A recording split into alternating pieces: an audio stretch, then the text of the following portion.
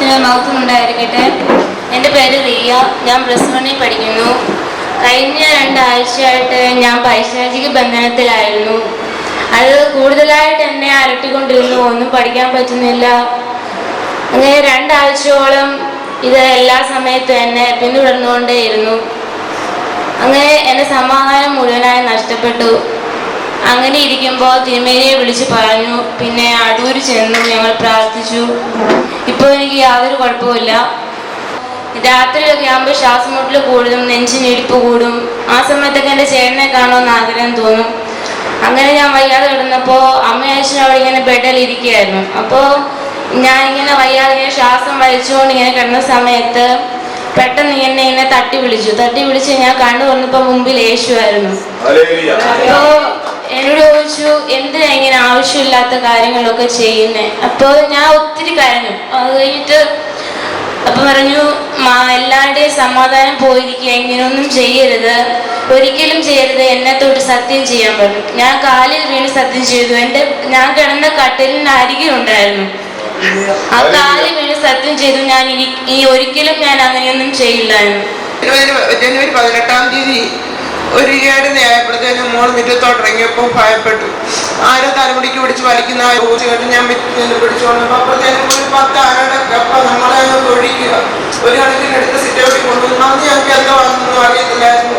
അന്ന് പിന്നെ തിരുമേനിയെ വിളിച്ചു പ്രാർത്ഥിച്ചു, ഫോണിൽ പ്രാർത്ഥിച്ചു കഴിഞ്ഞു. പിറ്റേ ദിവസം പിന്നെ ഞങ്ങൾ ഇത്രയൊന്നും ചിന്തിച്ചില്ല. പിറ്റേ ദിവസം 7 ആയപ്പോഴത്തേനും ശരീരത്തിൽ കയറി, ഞാൻ നിന്നെ കൊണ്ടേ പോകത്തുള്ളൂ, നിന്നെ ഞാൻ ജീവിക്കാൻ അനുവദിക്കത്തില്ലെന്ന് പറഞ്ഞു പാർപ്പിട്ടു.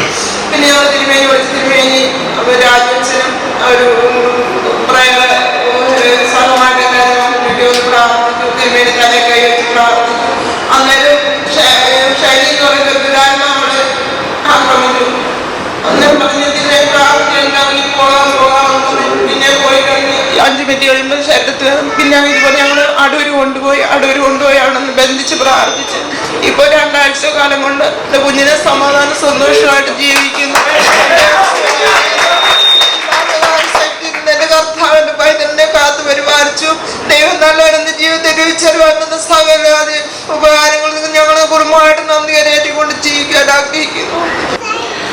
3 പ്രാവശ്യം പോകുമ്പോഴും ഞങ്ങളോട് സംസാരിക്കുന്നത് റിയ അല്ല, റിയയുടെ മുഖവേ അല്ല. അന്നേരം വേറെ ഞാൻ ചോദിച്ച ആരാ നീ? അന്നേരം പറഞ്ഞു, ഞാൻ ഷൈനിയാണ്. നീ എന്തിനാ ഇവളിൽ വന്നത്?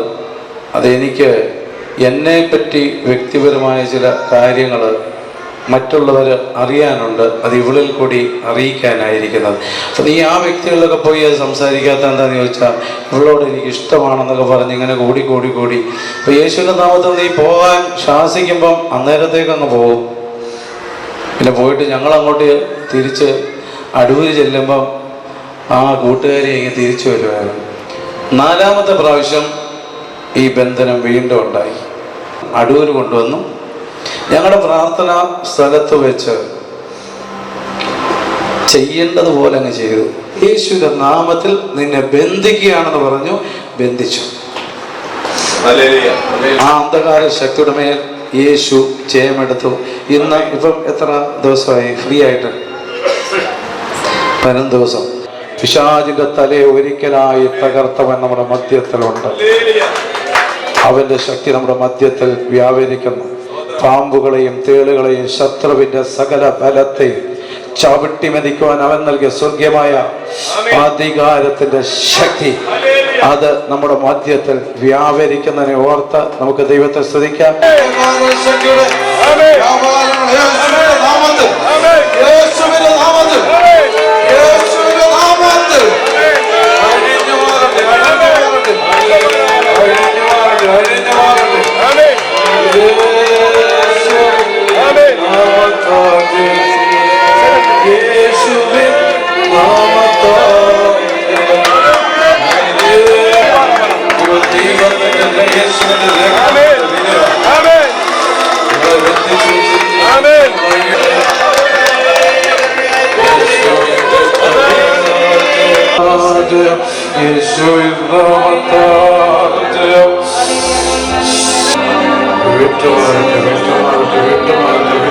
വിട്ടുമാറട്ടെ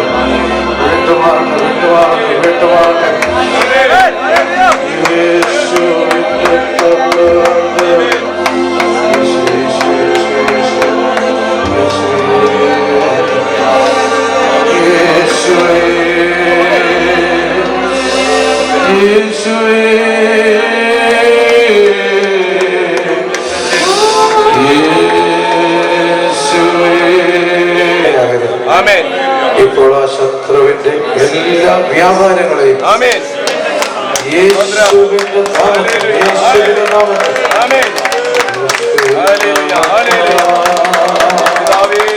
പരിശുദ്ധാത്മാവിന്റെ ശക്തി വ്യാപരിക്കട്ടെ, വ്യാപരിക്കട്ടെ, വ്യാപരിക്കട്ടെ. പുതിയ കൃപയോടെ, പുതിയ അഭിഷേകത്തോടെ മാറട്ടെ. യേശുവിൻ നാമത്തിൽ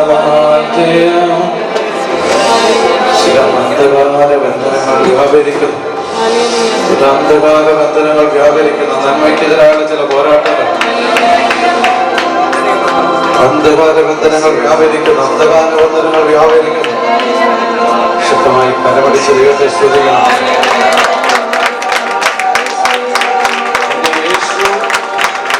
ഇവിടെ കൊണ്ടുവന്നെങ്കിൽ എന്റെ യേശു ഉണ്ടെന്ന് വിചാരിക്കുന്നു.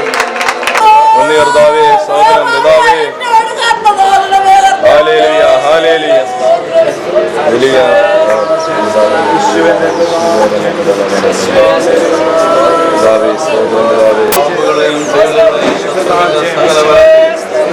ചവിട്ടി വധിക്കുവാൻ അവിടെ നൽകിയ സൗഖ്യമായ അധികാരത്തിന്റെ ശക്തിയെ കൽപ്പിക്കുന്നു.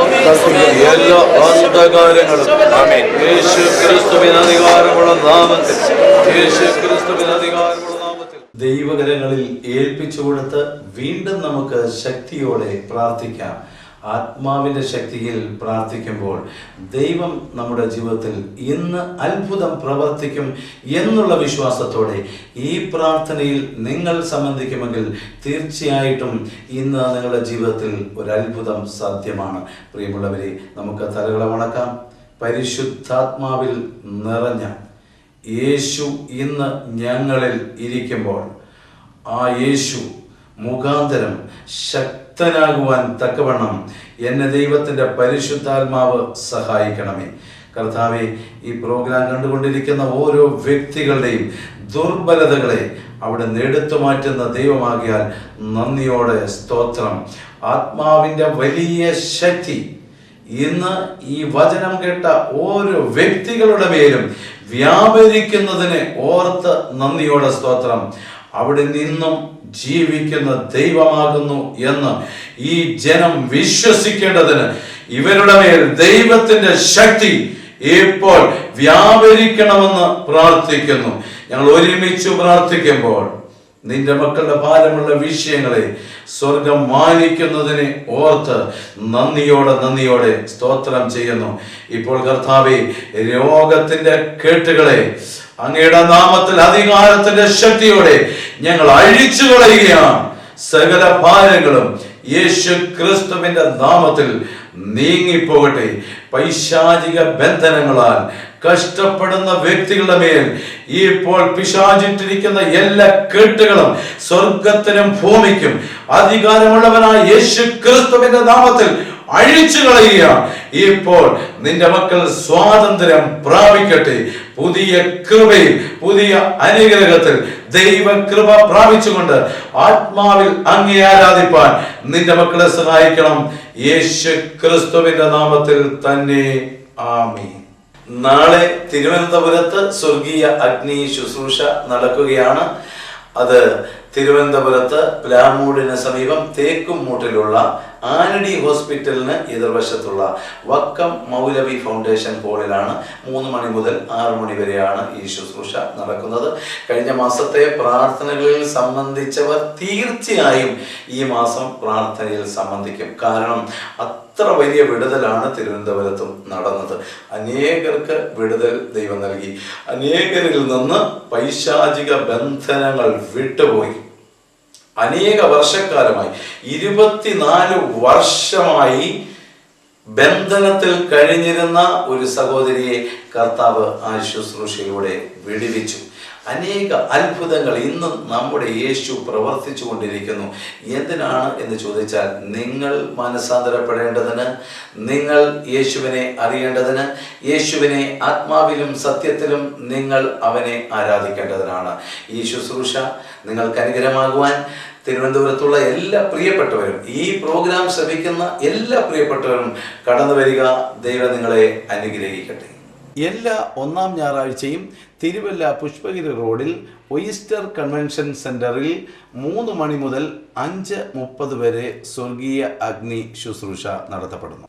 എല്ലാ 2ാം ഞായറാഴ്ചയും തിരുവനന്തപുരം പാളയം നിയമസഭാ മന്ദിരത്തിന് എതിർവശത്തുള്ള ക്രൈസ്റ്റ് ചർച്ച് സെൻറ്റിനറി ജൂബിലി ഹാളിൽ വെച്ച് ഉച്ചയ്ക്ക് ശേഷം 3:30 മുതൽ 6 മണി വരെ സ്വർഗീയ അഗ്നി ശുശ്രൂഷ നടത്തപ്പെടുന്നു. മാസത്തിലെ എല്ലാ 4ാം ഞായറാഴ്ചയും അടൂർ ഗത്സമൻ സെൻറ്ററിൽ ഉച്ചയ്ക്ക് ശേഷം 3:30 മണി മുതൽ 6 മണി വരെ സ്വർഗീയ അഗ്നി ശുശ്രൂഷ നടത്തപ്പെടുന്നു.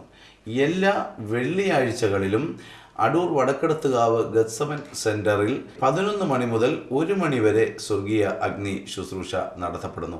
ഈ ശുശ്രൂഷകളിൽ കടന്നു വരിക, അനുഗ്രഹം പ്രാപിക്കുക. ദൈവം അനുഗ്രഹിക്കട്ടെ.